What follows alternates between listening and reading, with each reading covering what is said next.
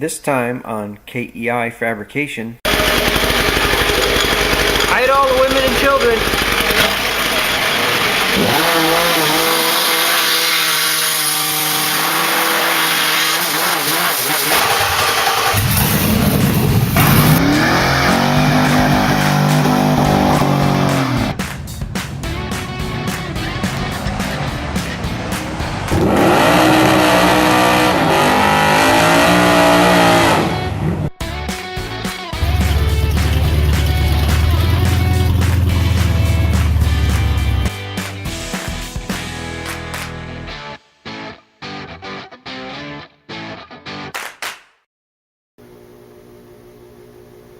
Hey folks, welcome back to the shop. Got our new LS swap project in here. No, I'm just kidding. We're just storing this car. We had some super high winds and the owner of the car just didn't want it outside. We got a ton of branches down and everything else, so I'm just going to move it outside and bring in the Mazda.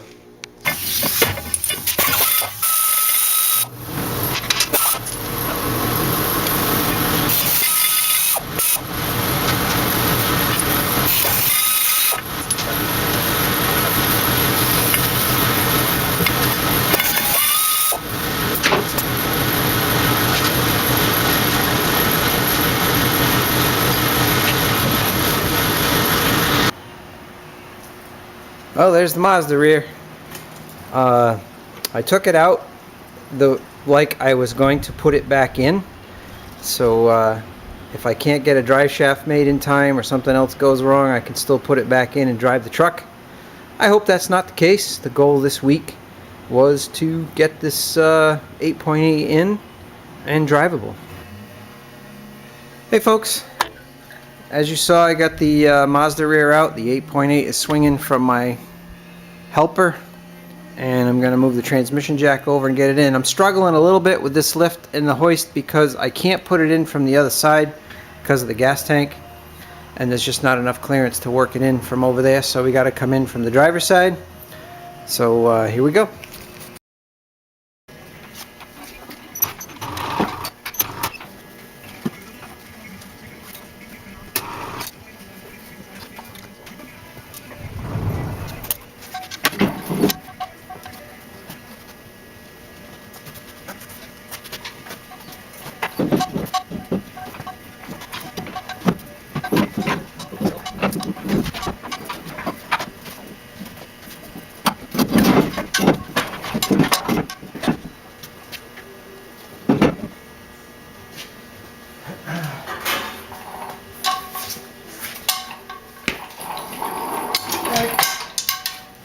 Step one.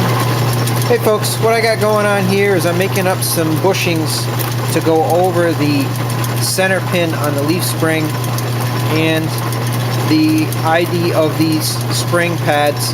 These are truck spring pads to get the 3 1/8 diameter axle tube, and there was a little bit of play in the drive pin on the leaf spring, so I'm just making up some quick spacers, part them off, and then I'll tack weld them into the spring pad, and that'll perfectly center the spring pad on the leaf spring. So once that's done, we'll clamp the thing together, set pinion angle and side to side clearance, and we'll see where we go from there.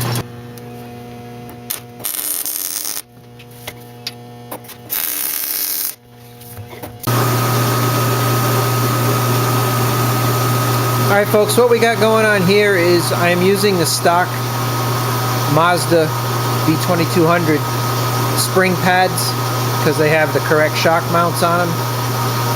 The axle tube and the U-bolts are a little larger in diameter for the 8.8, so we're just slotting the holes a little bit, and once this is done we can put the U-bolts in and clamp the rear end in place and get ready to tack it for pinion angle and centering it side to side. Alright folks, here I've got the rear end on the spring perches. I've got the spring pads in place. The U-bolts are just snug. They're free, so I know that the rear end and everything isn't pinching the leaf spring to one side to the other. The best way I know how to get an accurate measurement if the rear end is centered is just get a visual directly down from the side of the frame. If you want to use another straight edge to pick it up. But this is 8 13/16 of an inch, both sides centered. That got me close. I'm going to snug these up. I'll rotate it up for the pinion angle, and then we'll double check left and right, and then we'll tack the spring perches. Actually, what I'm going to do is set the pinion angle with the wheels on and the weight on the vehicle. So that's the reason why I had to put this thing in. Get it centered. I'm going to snug these up, get the pinion angle close, put the wheels and tires on, and then I'm going to set the vehicle down on the rims and tires. It's one of the reasons why I had the rims and tires mounted a while back, just so I could set the vehicle down on the weight, so the springs are at the ride height that they're going to be at, and that's where I want my pinion angle set. So that's another reason why I bought this drive-on rack, is because I can work on it up in the air and still have the weight of the vehicle on the tires, and when necessary with these ladder racks, jack it up and service with the wheels off. So here we go. Well folks, there it is. It's on the ground under its own weight with the 16-inch rims on there and the tires that I grabbed from the junkyard. Obviously the truck could stand to be lowered to make it look cooler, but I can't do that right now because the oil pan is a limiting factor, and I don't want to risk banging that thing off the road. So this is the ride height for now. When we get an oil pan, we'll put spacer blocks in it and get it down a couple inches. So the cool thing is the tire is well inside the fender well, and I still got room between the frame and the tire and the leaf spring, and so I can, right now these are 4.5-inch backspace and rims.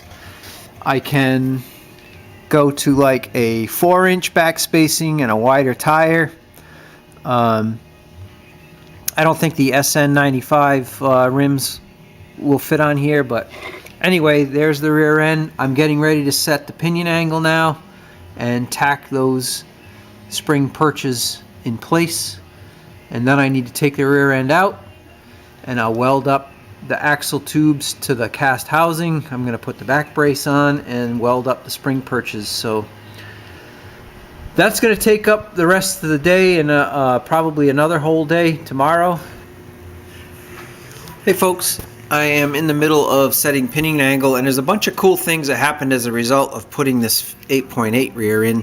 One of them is the Mazda pinion was offset to the passenger side a little bit. I'm looking forward now, so this is the passenger side. The drive shaft used to be biased towards this side of the hoop. Now you can see that with the pinion on center, the drive shaft centered itself right up, so I'm kind of excited about that. Not really excited, but I knew it was going to happen, but it's good to see that that is happening. So I'm in the process of setting pinion angle. My initial measurement in relationship from the drive shaft to the pinion center line right now is about 8 degrees. That was just the way I set it initially. I am shooting for somewhere in the range of 6 degrees. If you're on leaf springs and you're going to use traction bars, either Caltrac, Slider-Links, or slapper bars, you really want 5 to 7 as the pinion tries to climb the ring gear. That rotational force, you utilize that to let the traction bars do their work. I'm using Slider-Links on this. Those of you who know me, I have a soft spot for Slider-Links, and there's a reason why. Someday I'll elaborate on that. So anyway, I'm gonna knock this up a degree and a half, and then I'll double check it with the digital angle finder, and then we will go from there. So the reason why I'm trying to get my pinion angle set right now, this is the Mazda drive shaft. I need to have a new drive shaft made with the Mustang flange or the Ford Explorer flange. I'm trying to get those measurements to the drive shaft shop tomorrow morning, so maybe by the end of the week I'll have a drive shaft ready to install. That'll be what I hope will be the limiting factor and be able to drive this to work on Monday. So folks, I have the U-bolts snugged on the rear end, and I've got my transmission jack here with a block of wood under the housing, and I just put a tiny bit of pressure. I watch for it to move, and then I let it down, relax it, bounce the vehicle a couple times, and measure the difference between my drive shaft angle and my pinion center line, and that's how I get my pinion angle.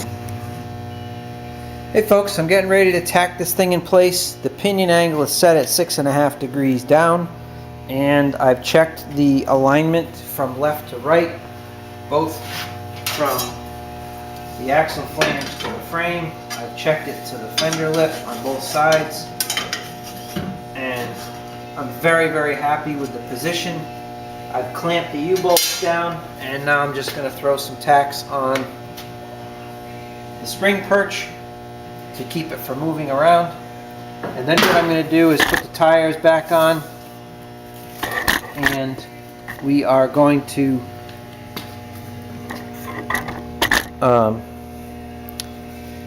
once the tires are on, we are going to mark up the drive shaft so I can give the drive shaft shop the link from U-joint to U-joint.